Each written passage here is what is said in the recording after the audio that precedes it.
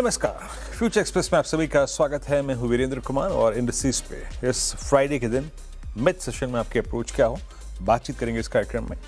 और इंडस्ट्रीज होंगे, stock futures होंगे और कुछ option trades. Prashant Shah, co-founder and CEO define edge के हमारे साथ मौजूद होंगे इस कार्यक्रम में आज दूसरी बार। प्रशांत, गुड आफ्टरनून, कार्यक्रम में स्वागत है। मैं आता हूँ आपके व्यूज़ के लिए आपके पास, लेकिन एक थोड़ा सा मैं यहाँ पर अभी चर्चा के विषय को इंडेक्स से हटा के कुछ देर के लिए कुछ अर्निंग्स पे ले जाऊंगा और कुछ बड़ी अर्निंग्स और पिडलाइट के नंबर्स आए थे सुबह, हम उसका एनालिसिस कर भी रहे थे। और नंबर से बातचीत करने के लिए हमारे साथ सुधांशु वत्स मौजूद हैं इस वक्त, एमडी पिडलाइट इंडस्ट्रीज के। कुछ कह रहे डॉक्टर साहब?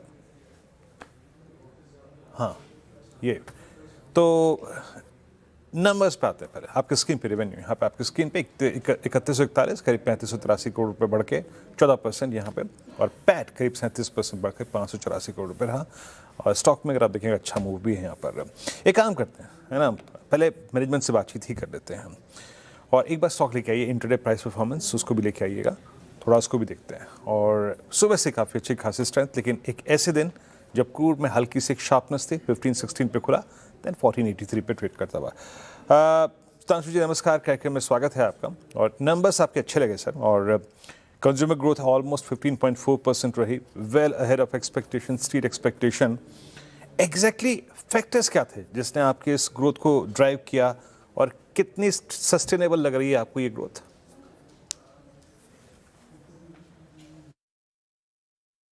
बहुत बढ़िया सवाल पूछा आपने।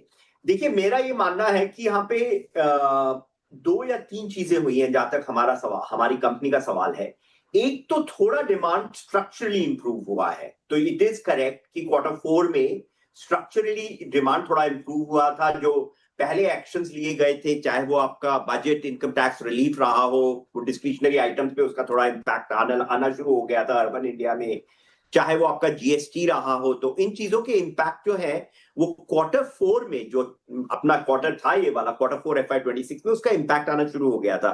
तो जनवरी फरवरी भी हमारे बहुत अच्छे रहे थे, तो उससे बेसिकली ओवरऑल क्वार्टर में ये इम्पैक्ट आया है। लेकिन सेकेंड चीज ये है कि जिस तरह से हम लोग डिमांड जनरेट करते हैं और जो हमारा वो काम है, तो हमारी ग्रोथ ब्रांड्स जो है, खासतौर से रॉक और डॉक्टर फिक्सिट, उनकी परफॉर्मेंस बहुत ही सराहनीय रही है। So they were basically very they performed well. और हमारी कोर ब्रांड जो है फेविकॉल, उसकी भी परफॉर्मेंस Q4 में डबल डिजिट पे आई है। तो basically core double digit deliver कर रहा है, ग्रोथ जो है वो आपका higher end of the band पे डिलीवर कर रहा है। तो हमारी परफॉर्मेंस जो है ओवरऑल आपने जो देखा मिड टीन्स के आसपास हुआ है। तो ओवरऑल पोर्टफोलियो की परफॉर्मेंस बहुत अच्छी रही। थोड़ा मार्केट की मदद जरूर रही, लेकिन हमारा जो काम था, थोड़ा जो शेयर गेन था मार्केट में, वो भी आया है। सुधांशु जी, मार्जिन्स भी आपके एक्सपेंड हुए, 23.2% की ट्रैजेक्टरी मार्जिन्स थे। इस कॉस्ट एनवायरनमेंट में एग्जैक्टली ये मार्जिन्स कैसे पॉसिबल हो पाए, फैक्टर्स क्या रहे? और बात वही आती है, क्या ये मार्जिन्स की ट्रैजेक्टरी भी सस्टेनेबल लगती है आपको? अगले क्वार्टर के लिए आउटलुक क्या है?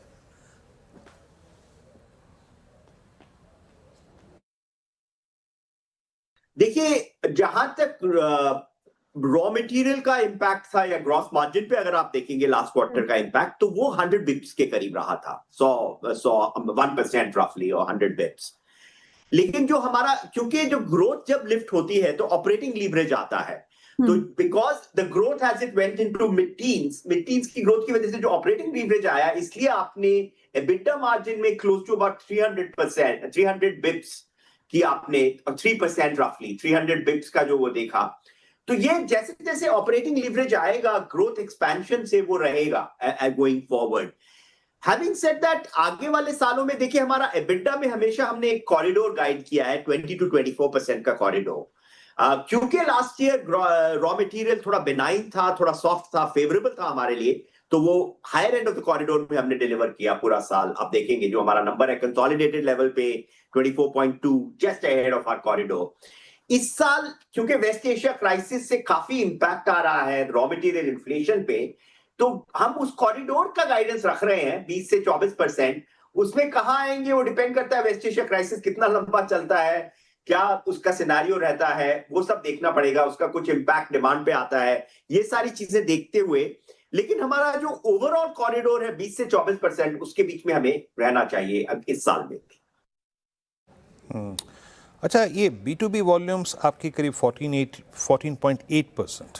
आई मीन बावजूद इसके कि सेगमेंट पे काफ़ी चैलेंजेस थे, एग्जैक्टली कौन से वर्टिकल्स ने इसी सेगमेंट के अंतर्गत डिलीवर किया, और ये मिड टीन जो ग्रोथ है जिसको लेके हम बातचीत कर रहे हैं, ये कितने सस्टेनेबल लगती है आपको? हाँ, बिल्कुल आपने सही सवाल पूछा। देखिए, जहां तक हमारा B2B बिजनेस है, B2B बिजनेस में हमारा जो प्रोजेक्ट्स बिजनेस है, प्रोजेक्ट्स बिजनेस की परफॉर्मेंस बहुत सराहनीय रही है। लार्जली डोमेस्टिक रहता है प्रोजेक्ट बिजनेस, पूरा इंडिया में है, तो उसकी परफॉर्मेंस बहुत अच्छी रही है। ओवरऑल डोमेस्टिक इंडस्ट्रियल बिजनेस की भी परफॉर्मेंस, B2B बिजनेस की परफॉर्मेंस अच्छी रही है।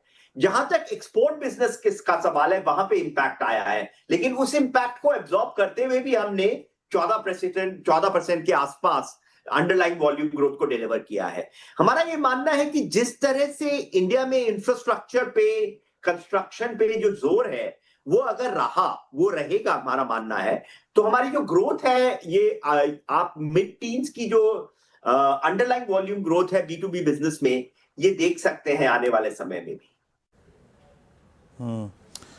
अब मैं दोनों ही चीज़ें पूछूंगा Sudhanshu ji, both I mean urban and rural demand, दोनों कैसी लगती हैं आपको आगे आने वाले कुछ समय में, अब तक कैसे रहेंगे? आप बिल्कुल सही कह रहे हैं। रूरल हमारे लिए अभी भी अर्बन से आगे है, पिटलाइन के लिए बहुत सालों से आगे रहा है, अभी भी आगे है, इस क्वार्टर में भी।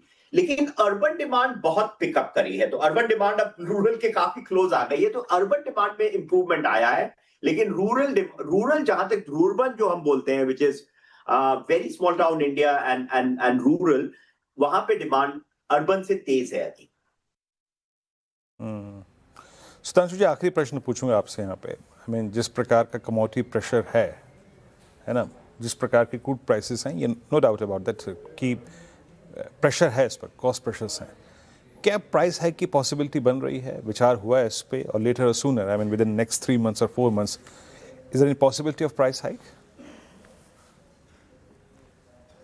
देखिए, जहां तक हमारा फिलॉसफी है पिडिलाइट की, हम हर चीज को थोड़ा लॉन्ग टर्म देख के चलते हैं। हम we are a long term player, तो उसमें हमारा ये मानना है कि जो अभी इन्फ्लेशन आ रहा है, और काफी इन्फ्लेशन है, हमारे raw material inflation weighted average कुछ 40-50% के आसपास है, तो ऐसा नहीं है कि कम है।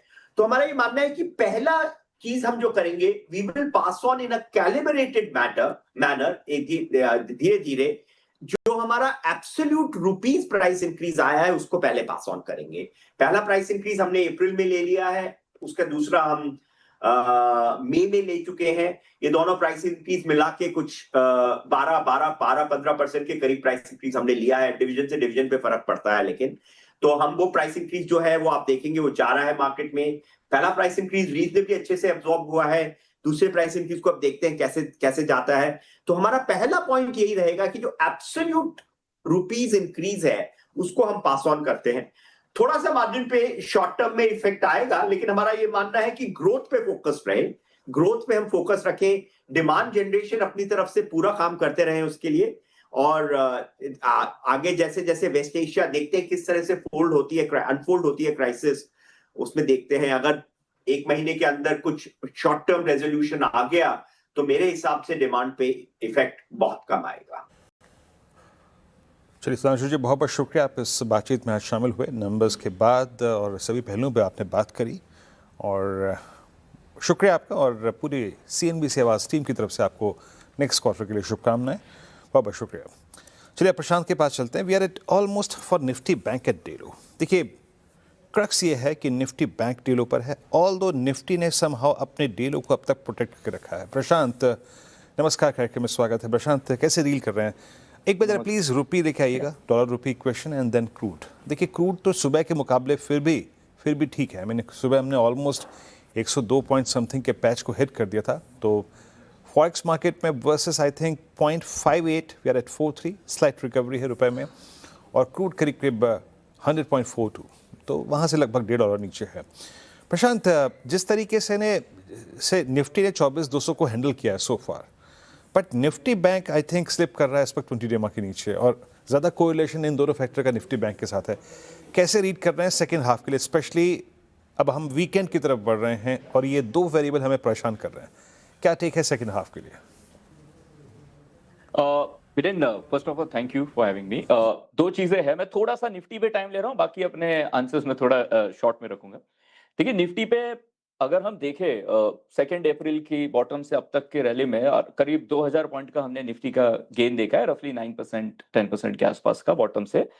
इसमें 150 से ज्यादा एफ&ओ स्टॉक्स ने, मैं एफ&ओ स्पेस की बात कर रहा हूँ, वहां पे आउट परफॉर्म किया है निफ्टी को।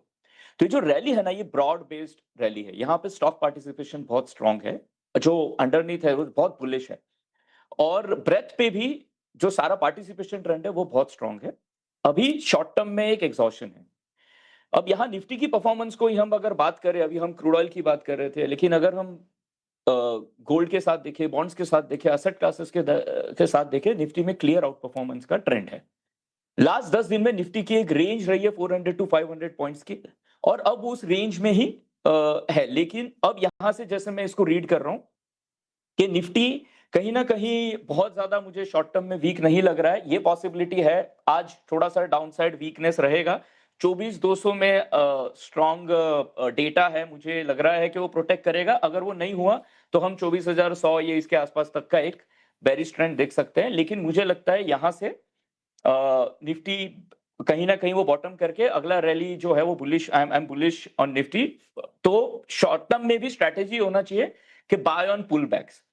Short stocks, short small cap और मिड कैप की अगर हम बात करें, इवन आज इंट्राडे में भी वो स्टॉक्स जो है आउट परफॉर्म कर रहे हैं लार्ज कैप को। तो ये स्टॉक स्पेसिफिक रैली है। ये पॉसिबिलिटी है अगले 2-3 सेशंस में स्टॉक्स थोड़े करेक्ट होंगे और लार्ज कैप में ट्रेंड शिफ्ट होगा। तो यहां मैं ये देख रहा हूं आज सेकेंड हाफ में थोड़ी सी वीकनेस पॉसिबल है, लेकिन ओवरऑल स्ट्रेटेजी होना चाहिए बाय ऑन टिप्स। ओके ठीक है, ये निफ्टी पे भी मिल गया। एक बार निफ्टी के ऑप्शन स्टैट्स लिखाइए प्लीज जरा। अभी तक मैं जो लगभग 2:05 के नहीं सॉरी 12:05 के आसपास स्टैट्स देखे, उसके मुताबिक पुट राइटर्स कहीं ना कहीं 24,200 को डिफेंड करने की कोशिश कर रहे हैं, वो फुल एफर्ट कर रहे हैं। ये देखिए 24,200 पे कॉल राइटिंग, करीब करीब 1.25 करोड़ आउटस्टैंडिंग हुआ, 93 लाख कॉल भी की, यानी यहाँ पे राइटिंग है, no doubt about that. But 24,200 पे पुट राइटिंग भी है, करीब 1.25 करोड़ का आउटस्टैंडिंग हुआ है, तो ये डिफेंड करना चाह रहे हैं। But problem persist with Nifty bank. Nifty bank ने अभी तक 10 और 20 डेमा तोड़ दिया है। मैं यहाँ 10 और 20 डेमा का जिक्र इसलिए कर रहा हूँ क्योंकि 6 मई को जब वो रिवर्सल आया था, और उससे पहले जब 4 मई को भी रिवर्सल आया था, 4 मई को आप 10-20 से रिवर्स हो गए थे, 6 मई को आपने क्रॉस कर दिया था। But now you are slipping below 10 and 20। एक बार ऑप्शन राइटर्स लिखे आइए, फिर प्रशांत के पास चलेंगे क्या कर रहे हैं। देखिए दिक्कत का सबब यह है कि 56,000 जो कि कॉल पुट कंसंट्रेशन का जोन था, वहाँ पे अब कॉल राइटिंग ज़्यादा हो रही है, वहाँ पे आउटस्टैंडिंग वाइज 10 लाख के पार हो चुका है। इन कंपैरिजन टू दैट अब यहाँ पे 55,000 का पुट राइटर भी थोड़ा सा एग्जिट करता हुआ बहुत अच्छा, अगर आप देखें ये व्यू नहीं है। प्रशांत, इसमें कोई राय नहीं है कि निफ्टी बैंक अभी तक out of these two indices जिस ब्रेथ का आप जिक्र कर रहे थे उसका एडवांटेज निफ्टी कैरी कर रहा है, but not exactly with Nifty bank. Nifty bank पे आपका टेक क्या है? जी, आपने जो कहा ऑप्शंस का डेटा भी हमने डिस्कस किया कि निफ्टी बैंक में डेफिनेटली वीकनेस है। और आज अगर सेकेंड हाफ में अगर हम देखें, या मे बी अगले एक और सेशन में, कि अगर निफ्टी में जो वीकनेस है तो वो लीड बैंक निफ्टी ही करता दिख रहा है। सो बैंक निफ्टी डेफिनेटली ऐसा लग रहा है कि 55,000 या 55,200 तक का पॉसिबिलिटी है शॉर्ट टर्म में, मे बी सेकेंड हाफ या मंडे। और तो जब तक ये अब 55,800 क्रॉस नहीं करता, यहाँ पे वीकनेस है। एक ऐड कर दूं, एक बहुत स्ट्रॉन्ग बेरिश एंकर कॉलम खड़ी है, मतलब स्ट्रॉन्ग बार खड़ा है, मोमेंटम बार बेरिश। सो डेफिनेटली जो रिलेटिव स्ट्रेंथ में वीकनेस है बैंक निफ्टी में, वो क्लियरली दिख रहा है। मतलब सेकेंड हाफ के लिए पॉसिबली कोई शॉर्ट स्विंग की एक्सपेक्टेशन है प्रशांत? तो बस मतलब 55,200, 55,100, 150 ये पॉसिबिलिटी है। देखिए जो निफ्टी अगर 24,200 के नीचे सस्टेन कर दिया, ये वीकनेस जो है वो बैंक निफ्टी ही लीड करेगा, ये दिख रहा है। तो 55,200 ये डेफिनेटली पॉसिबिलिटी है। ओके ठीक है, चलिए अब एक काम करते हैं, यहाँ से एक छोटे से ब्रेक की तरफ बढ़ते हैं। अभी प्रशांत के 3 ट्रेड्स, उनके ऑप्शन ट्रेड्स बाकी हैं, उस पर हम आएंगे। लेकिन ब्रेक पे जाने से पहले एक बहुत महत्वपूर्ण हमारे सेगमेंट और एक खास कार्यक्रम की सूचना आपको देते हैं। भोपाल वडोदरा में सफल कैंप के बाद अब निवेश निर्णय की टीम 9 मई को हैदराबाद पहुंच रही है, जहां फोकस होगा निवेशकों और ट्रेडर्स से खास मुलाकात और चर्चा का। अगर आप मार्केट को लेकर उत्साहित हैं और ट्रेडिंग और इन्वेस्टिंग को गहराई से समझना चाहते हैं तो निवेश निर्णय सेशन बिल्कुल भी मिस ना करें। खासकर इस बाजार में तो आपकी समझ ही आपको नुकसान से बचाएगी। CNBC आवाज के मैनेजिंग एडिटर अनुज सिंघल खुद इस लर्निंग सेशन में शामिल होकर हैदराबाद के ट्रेडर्स और इन्वेस्टर्स से उनके सवालों का जवाब देंगे। तो अगर आप भी अनुज सिंघल से मिलना और सीधे अपना सवाल पूछना चाहते हैं तो 9 मई को तारीख नोट कर लें। मिलिए हैदराबाद में टीम के साथ।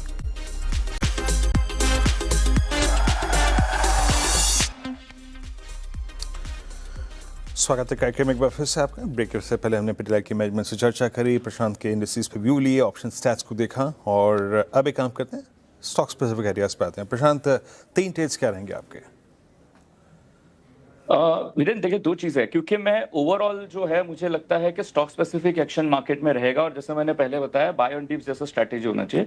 और ऐसे टाइम पे मैंने जो स्टॉक्स अभी सिलेक्ट किए वो थोड़े पैटर्न बेसिस पे किए।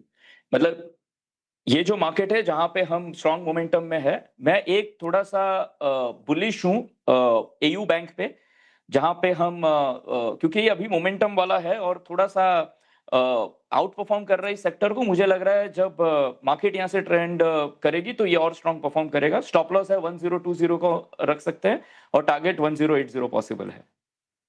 मेरा जो दूसरा स्टॉक है वो है या जो मैं दूसरा स्टॉक पिक कर रहा हूं वो है कि मारुति, जहां पे हम ये कह सकते हैं बेयर ट्रैप फॉर्मेशन है कि डाउन साइड रेंज ब्रेक किया है और उसके बाद स्टॉक ने स्ट्रेंथ शो किया है। एक रैली मुझे ड्यू दिख रहा है, कंसोलिडेशन ब्रेकआउट है एक स्ट्रॉन्ग मोमेंटम के बाद।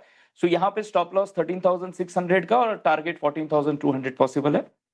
और तीसरा जो है मैं कंसोलिडेशन ब्रेकआउट में पिक कर रहा हूँ बिकॉज ये मार्केट में वहां पे एक मुझे स्ट्रेंथ दिख रही है, वो है IRFC, जहां पे स्टॉप लॉस 103 का रख सकते हैं और टारगेट 110 112 पॉसिबल है।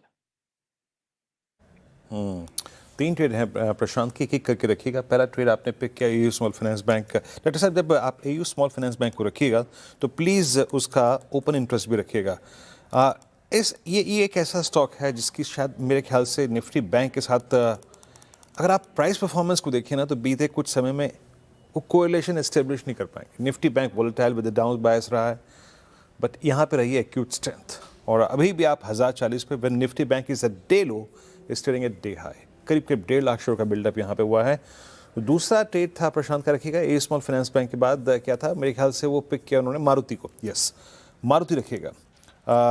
मारुति पे टारगेट आपके अभी स्टॉप लॉसेस आ जाएंगे बट 13,714 ये स्टॉक भी पोस्ट अर्निंग्स अपने अब 50 डिमा को रीगेन का ट्रेड कर रहा है। आज का जो लो है वो भी टुडे 50 डिमा है, कल का लो भी जो था वो 50 डिमा है।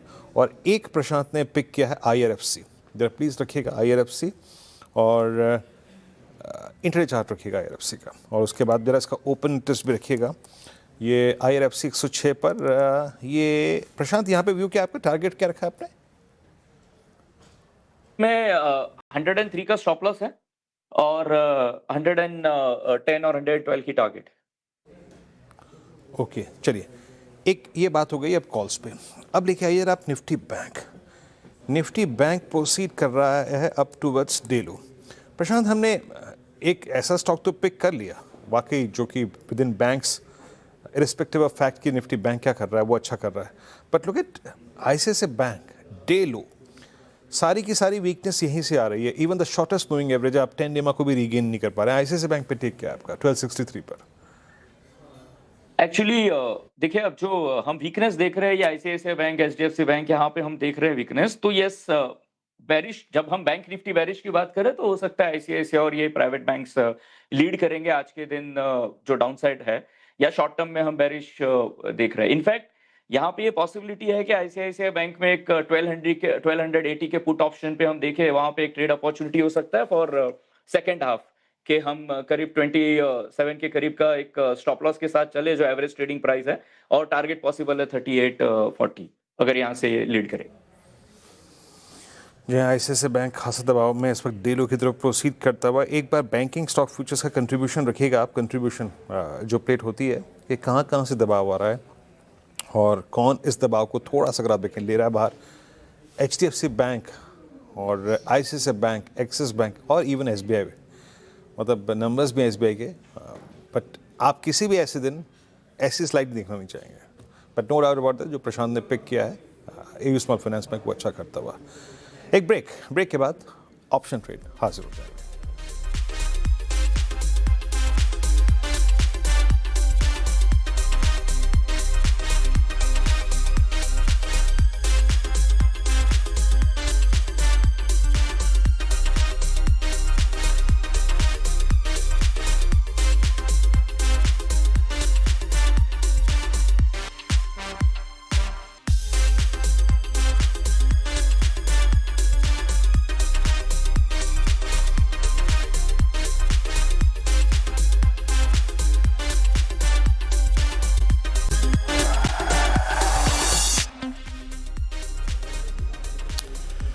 स्वागत है कार्यक्रम में एक बार फिर से आपका। और चलिए अब पिक करते हैं आज का ऑप्शन ट्रेड। प्रशांत, ऑप्शंस में, स्टॉक ऑप्शंस में आपकी प्रेफर्ड पिक क्या है इस वक्त? जी एक्चुअली बातों में हमने एक तो आईसीआईसीआई बैंक तो डिस्कस कर ही लिया था। एक मैं थोड़ा सा यहाँ पे इस तरह से पिक कर रहा हूँ क्योंकि मैं ऑप्शंस में थोड़ा देख रहा हूँ कि पुल बैक में या करेक्शन में हमें जो अपॉर्चुनिटी मिले जहाँ पे अच्छा रिस्क रिवार्ड से ट्रेड मिले, तो मुझे एक एक्चुअली मेटल में सेल दिख रहा है जो 185 की उसकी कॉल ऑप्शन है जो समवेयर अराउंड 720 ट्रेड कर रही है। मुझे लग रहा है यहाँ पे एक अपॉर्चुनिटी है कि हम एक 6.2 का स्टॉप लॉस रख सकते हैं और टारगेट इज अराउंड 9.5 या 10। सेल कॉल 185 स्ट्राइक 754 पे ट्रेड करते हुए, और आपकी स्क्रीन पे इस स्ट्राइक का ओपन इंटरेस्ट आप देख रहे हैं तो ये करीब 13,86,000 सॉरी 13.86% बढ़ा है, और ये है कॉल ऑप्शन। प्रशांत, बहुत बहुत शुक्रिया आप इस कार्यक्रम में शामिल हुए। सभी स्टॉक्स पे, इंडस्ट्रीज पे अपनी राय रखी, ऑप्शन ट्रेड्स पे अपनी राय रखी। बहुत बहुत शुक्रिया। फिलहाल एक ब्रेक, अगली मुलाकात आपसे होगी 2 बजे कमाई का अड्डा में। तब तक के लिए नमस्कार।